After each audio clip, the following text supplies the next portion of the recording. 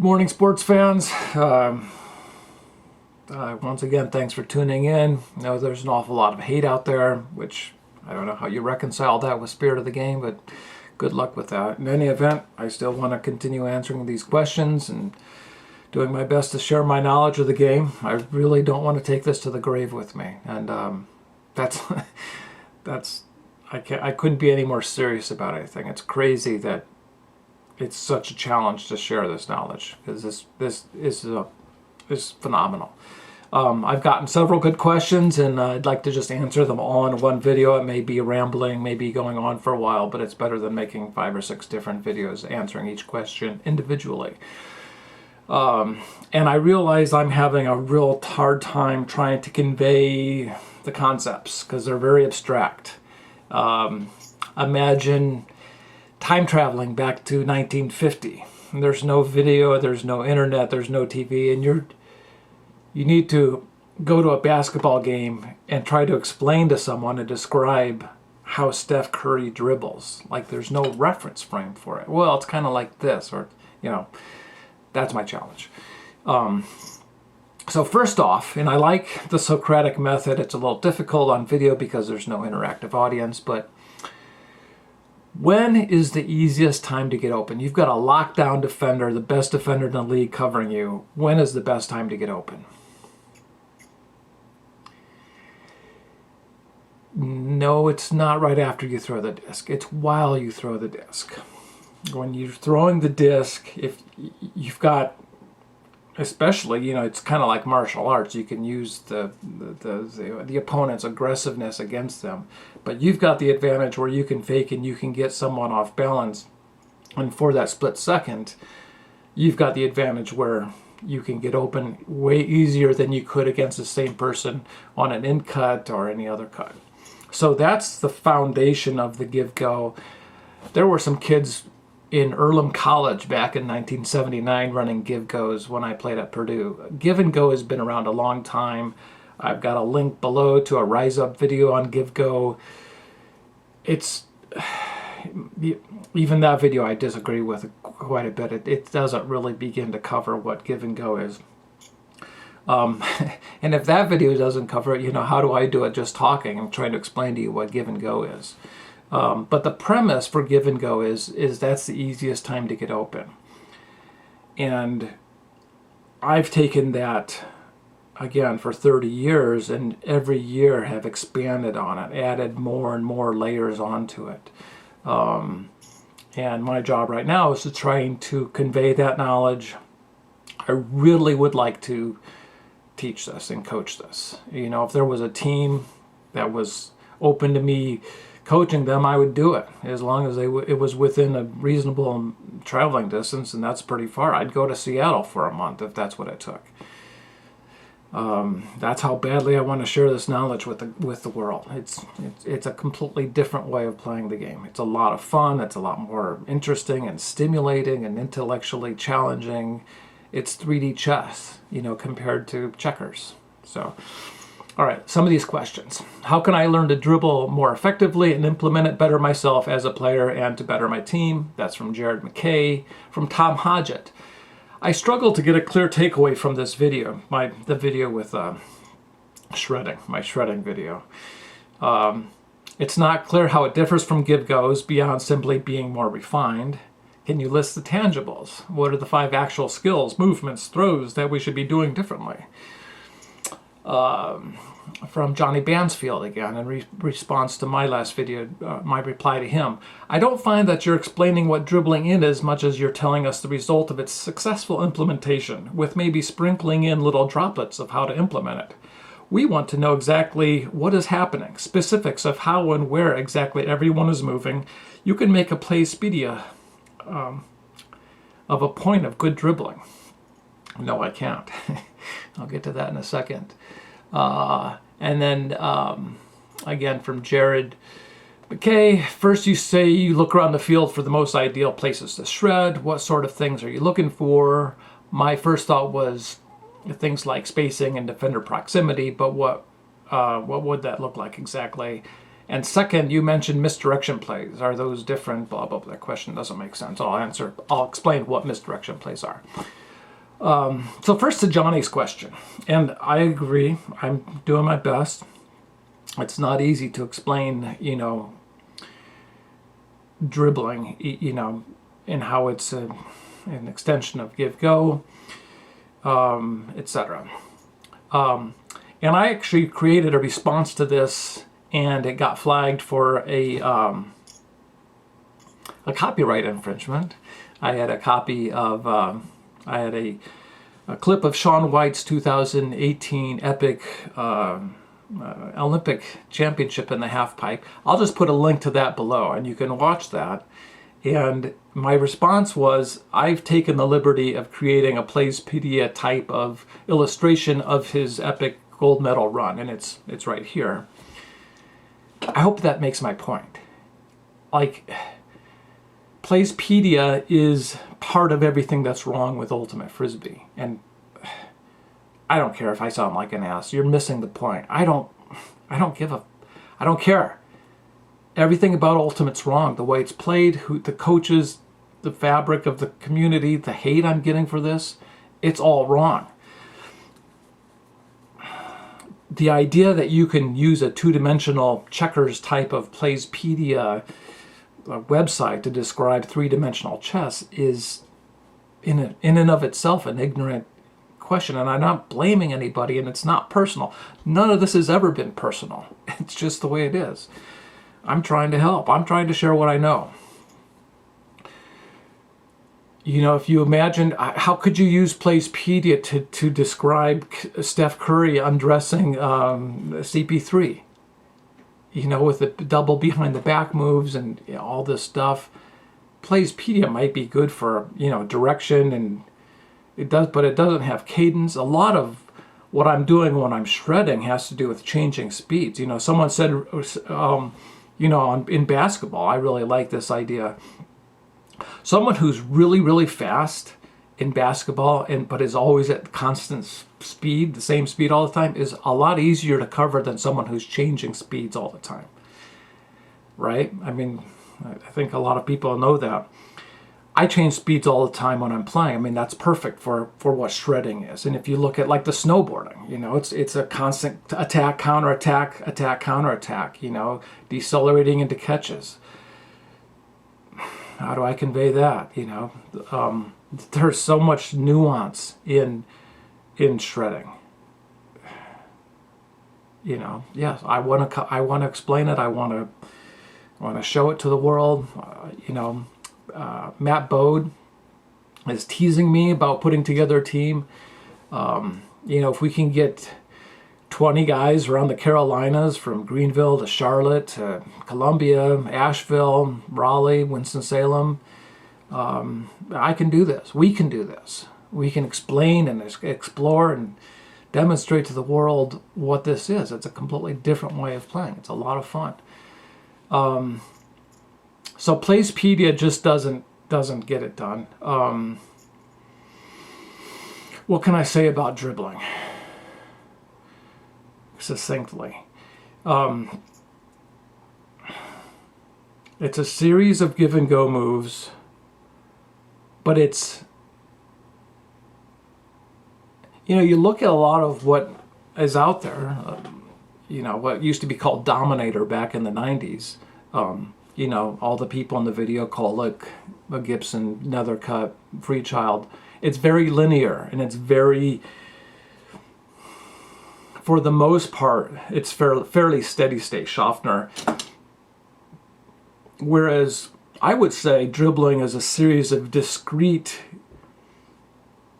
dribbling moves, or give and go moves, but they're dribbling, but each one is in and of itself a separate entity. In other words, as I'm dribbling, every time I get the disc back, it's another reset to reevaluate, and I may see ahead 3, 4, 5 moves. I frequently do. That's my answer to Jared's question coming up. But I'll do one dribbling segment, and after that segment's complete, it's another segment, and it could be any direction, any way. And there's a lot that goes in between transitioning from segment to segment. A lot of tons of fakes, a lot of of different moves, hand fakes, body fakes, head fakes.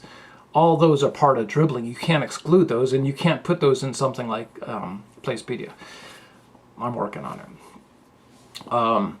How can I learn to dribble effectively and implement it to better myself as a player in a team? That's Jared McKay, and here we've got a picture of Jared from his Twitter account. And Jared, I gotta tell you, buddy,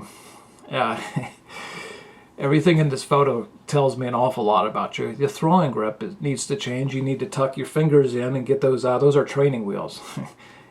Just throw like this with your flick. Don't have these on the outside. They don't help, and they can lead to problems. If you think you need those there, you're not gripping the disc hard, tight enough. I'd say loose the gloves. Kind of funny. I was wearing gloves in the 80s. Everybody laughed at me.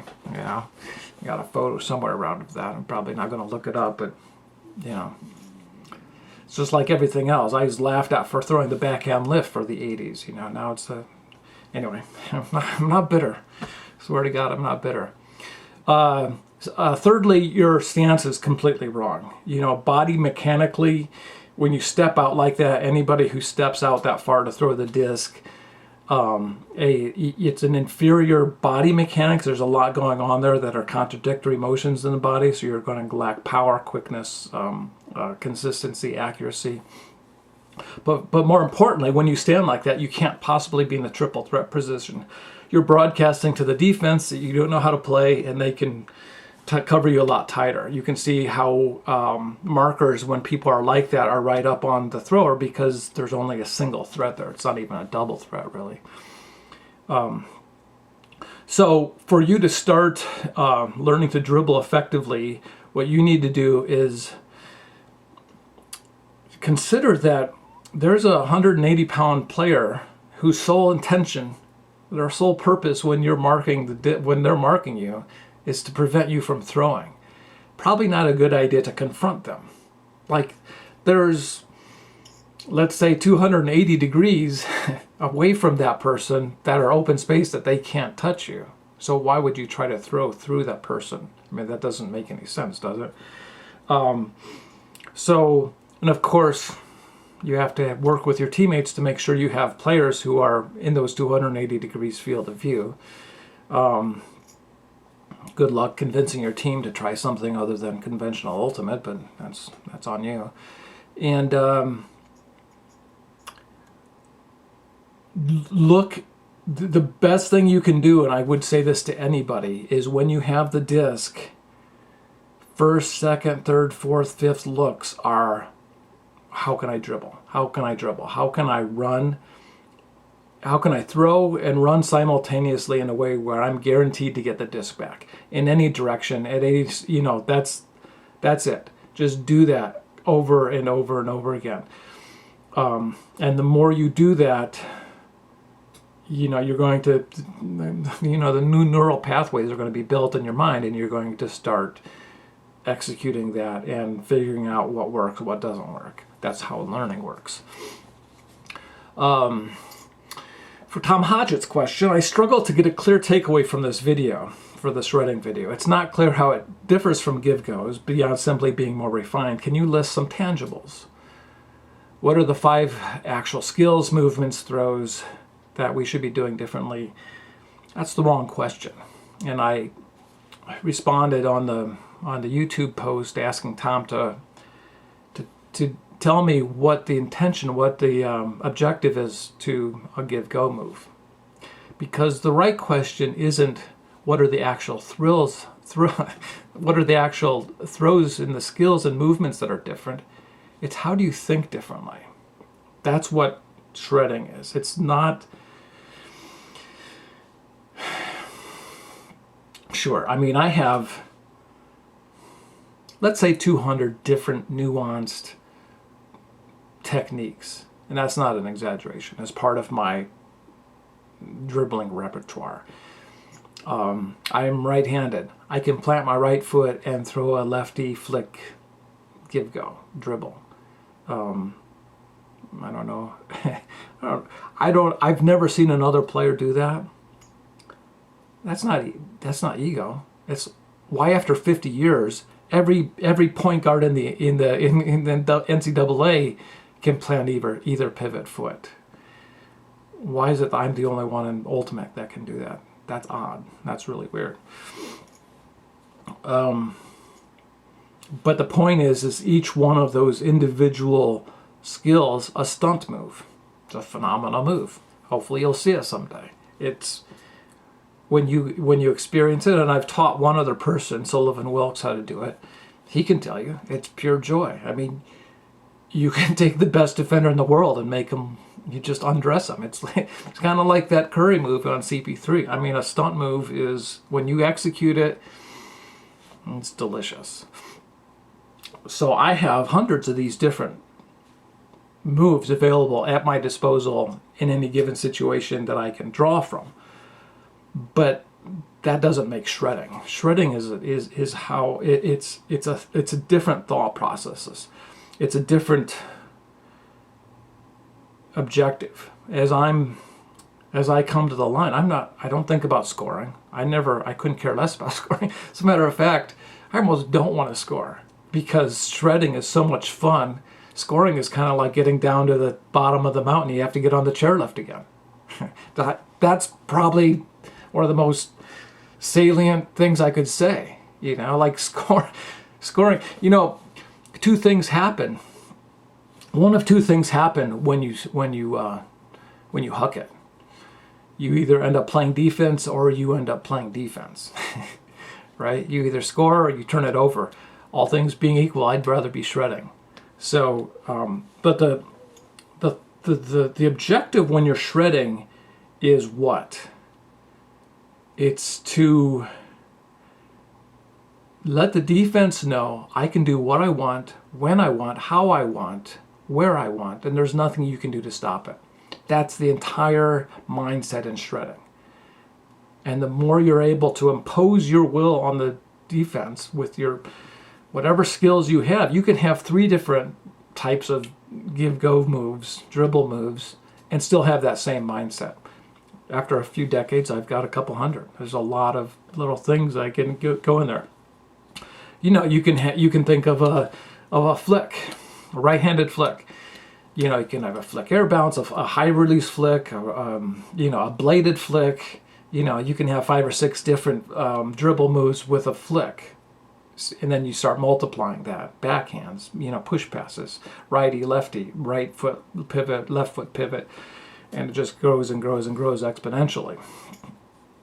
So it's not about, those aren't really tangibles. Those are tactics. What's different about shredding is the approach to the game. The approach is, I want to communicate in no uncertain terms to the defense that they can't stop me. And once you do that, and the more you do that, the softer they have to play. And the softer they play, the more you can do whatever you want, whenever you want, however you want, wherever you want, and they can't stop you. And there was this clip from Billy Jack. Maybe I should put that in there. I don't know if you've ever seen Billy Jack. It's a 45-year-old film. But there's a classic scene in there where he says that. So that's that. What other questions do we have here? First you say, again, this is from Jared McKay.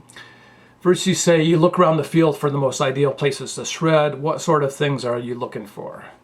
My first thought was things like spacing and defender proximity, but what would you look like exactly? That's not really what I'm looking for at all. Again, these questions are coming from, I know you're doing your best to try to imagine. I'm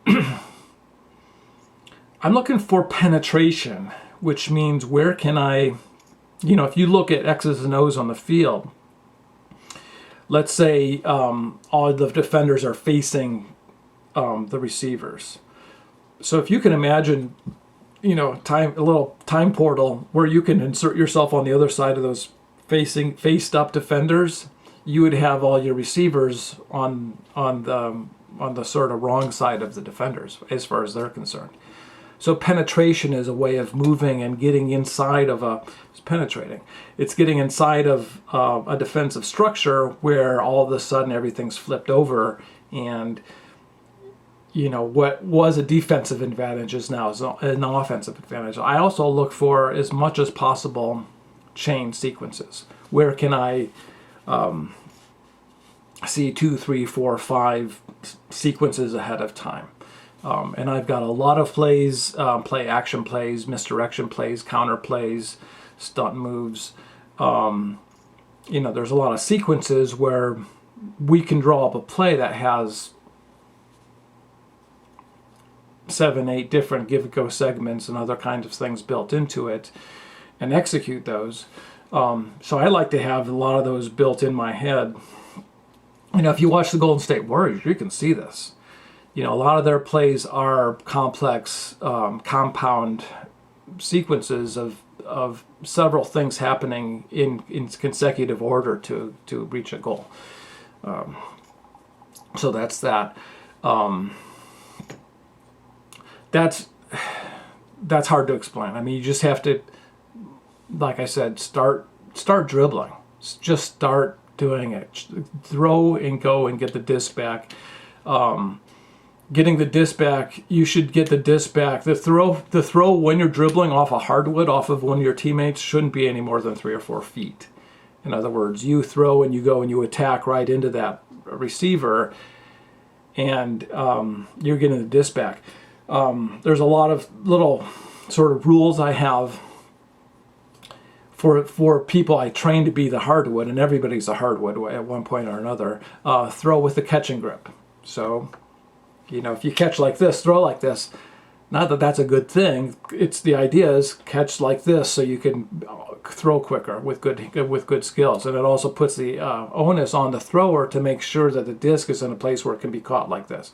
If it's high like this, and you catch it like this, and you tell the players to throw with their catching grip, it's going to force the dribbler to make sure that the hardwood can catch the disc easily like this. And the other one is, if you throw to me, and I'm the hardwood, if you're running on my left side, I'm going to throw a short lefty backhand, and if you're on my right side, I'm going to throw a short righty backhand. These are just little techniques to help. The timing. Timing is everything in this offense, and you want to shave off milliseconds wherever you can to make sure that the throw gets back to the dribbler as quickly and most consistently and accurately as possible. Second, you mentioned misdirection plays, and then your question goes off into a tangent. And misdirection is if you're dribbling.